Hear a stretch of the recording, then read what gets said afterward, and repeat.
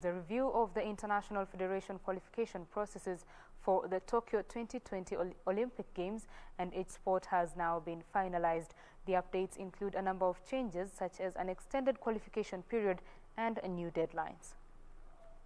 Further to the approval of a series of amendments to the Tokyo 2020 qualification system principles by the International Olympic Committee Qualification Task Force in April 2020, the IOC has been working closely with all the international federations to determine the necessary adaptations to the Olympic qualification systems for their respective sports, and athletes and national Olympic committees have been consulted as well.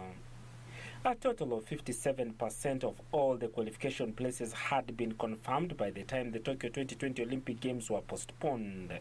In order to adapt the qualification system for the remaining places to the new timings of the Olympic Games Tokyo 2020, the qualification system principles were updated and approved by the Qualification Task Force. The updates included an extended qualification period and new deadlines.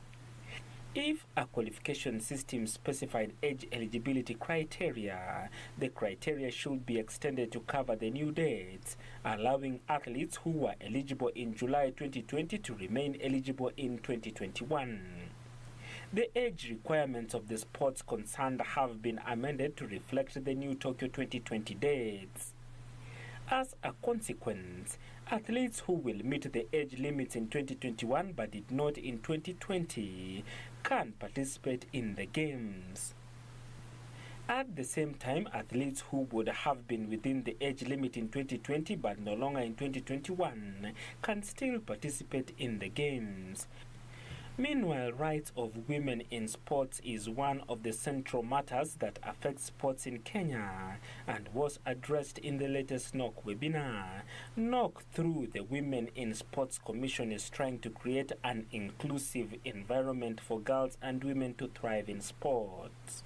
This is in line with NOC's Strategic Plan 2019-2024 to increase opportunities for women participation in sports. Finally, Kenya's Rosemary Wanjiru and Jonathan Ndiku are the champions of the Hokuren Distance Challenge Series 10,000 meters event.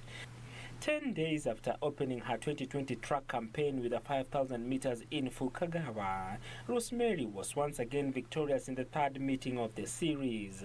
The 25-year-old finished in 30 minutes 38.18 seconds, just 3 seconds shy of the personal best she set when finishing fourth over that distance at last year's World Championships in Doha.